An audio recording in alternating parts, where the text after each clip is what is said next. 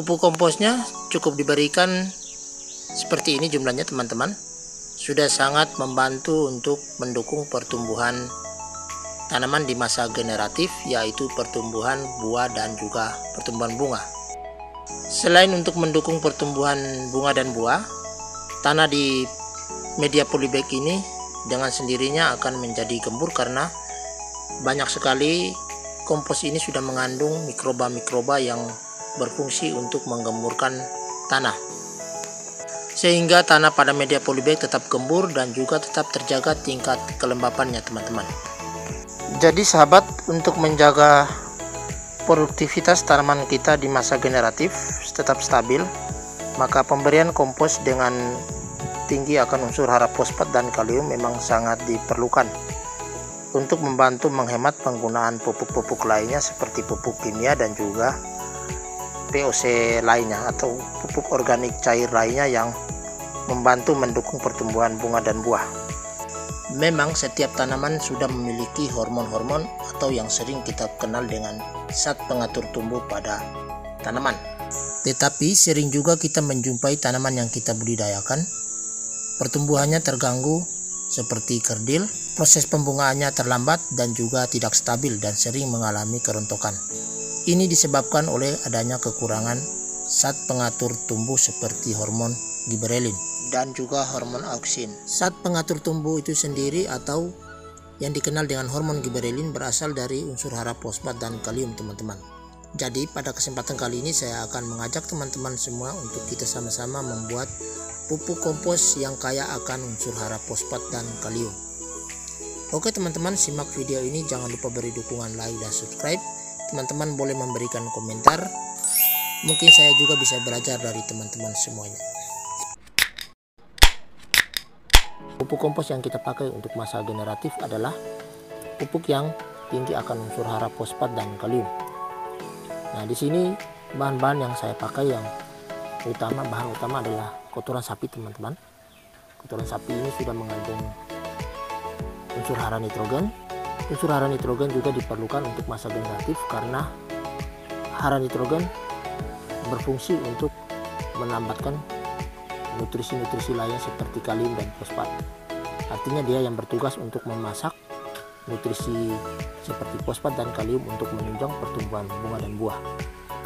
Selain itu, kotoran sapi ini juga mengandung mikroba-mikroba alami yang juga untuk membantu proses pelapukan dalam fermentasi nantinya. Kemudian di sini bahan kedua yang saya pakai di sini adalah kulit kakao, kulit buah kakao.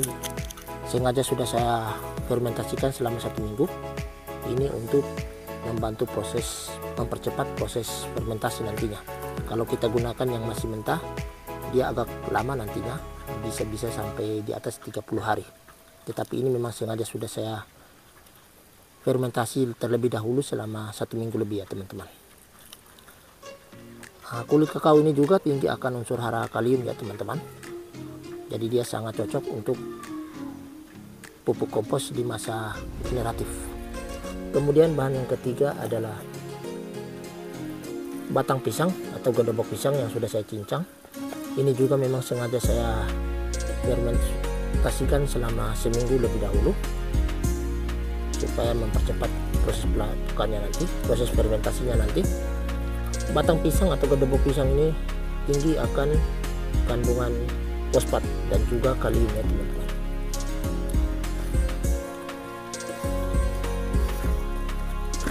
Dan bahan yang terakhir teman-teman adalah abu dapur.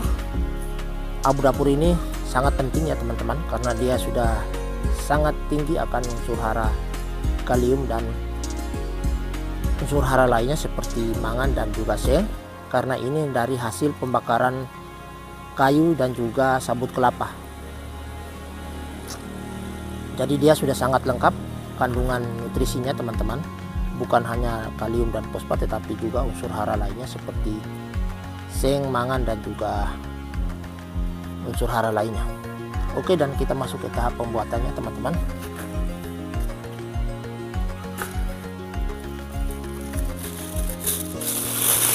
Bahan lainnya yang juga tidak kalah penting yaitu dedak ya teman-teman. Sebelum kita siram, untuk kita siram menggunakan, sebelum kita siram menggunakan M4, kita campur dulu dengan dedak secukupnya. Dedak ini sebagai sumber energi untuk mikroba nantinya, untuk membantu proses pelapukan. Kita tabur sedikit demi sedikit, buatnya tidak terlalu susah ya teman-teman, tidak terlalu membutuhkan dosis atau takaran yang tepat, tetapi sesuai dengan kita kira-kira saja ya teman-teman.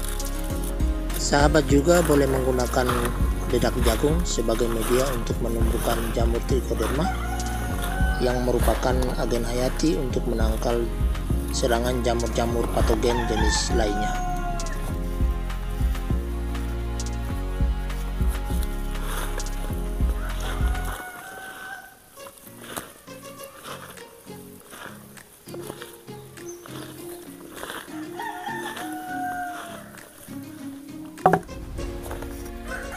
Lapisan pertamanya adalah kotoran sapi ya.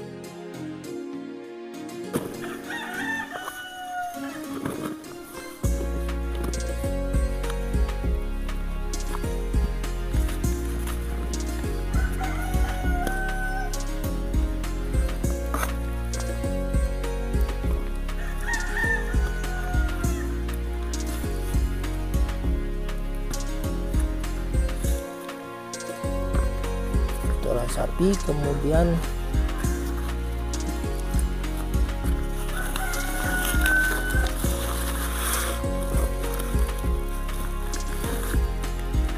lapisan keduanya adalah gedebok pisang.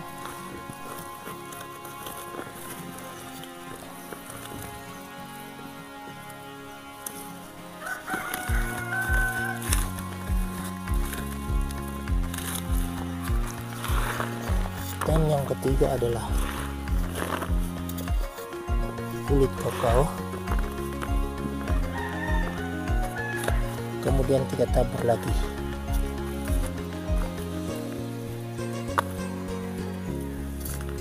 bumbu dapurnya.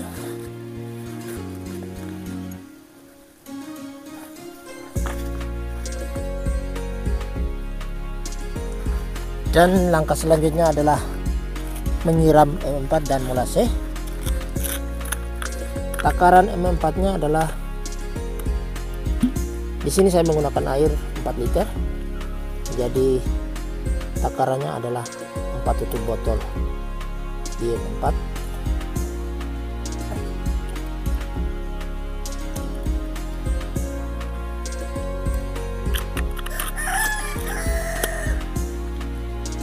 Dan molase secukupnya ya teman-teman.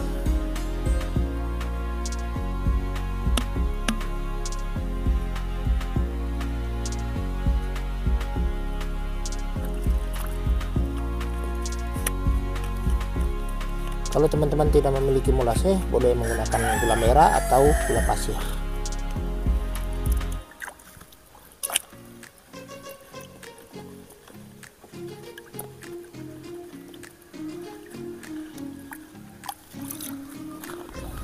Lalu disiram-siram.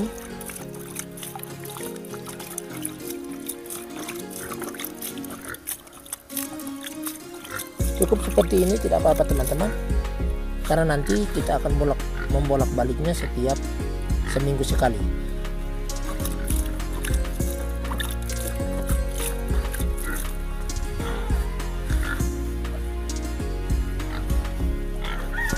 Kemudian ulangi proses urutan pelapisannya seperti yang di awal tadi ya teman-teman.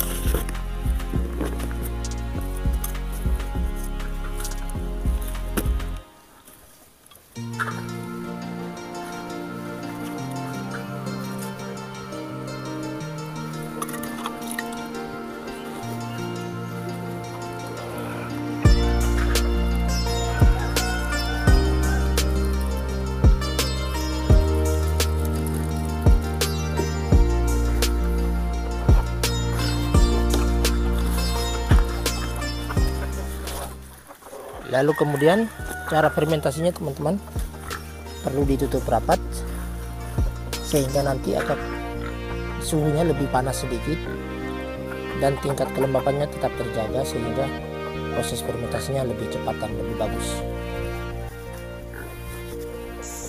Pupuk kompos yang sudah difermentasi teman-teman akan jadi ketika berumur di atas 21 hari atau 3 minggu lebih. Tetapi teman-teman boleh melihat dari hasil fermentasinya, kalau sudah halus dan sudah mulai ditumbuh rumput, maka pupuk kompos yang sudah difermentasi sudah berhasil dan sudah jadi siap dipakai. Oke sahabat, sekian saja video saya kali ini. Jangan lupa beri dukungan like dan subscribe. Teman-teman boleh memberikan komentar, mungkin saya bisa belajar juga dari sahabat semuanya. Sampai jumpa lagi di lain waktu.